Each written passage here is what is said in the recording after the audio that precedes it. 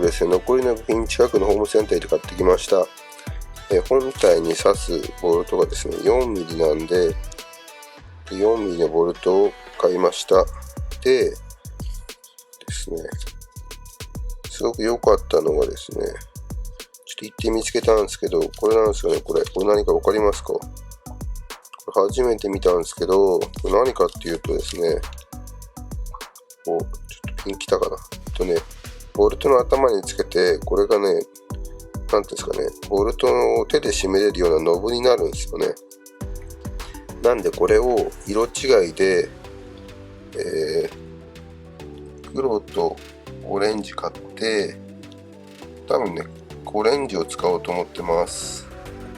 あと座がね、なんですけど、これね、頭悪いことにね、ここにも入ってたんですけど、気がつかなくて、気が多分ぼーっとしてただけなんですけど、なんで、多分これ使わないっすね。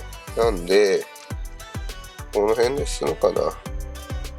ちょっとですね、この辺はどっちかになるんで、まあ、こういう感じか。が多分ね、つく感じになると思います。はい。こんな感じです。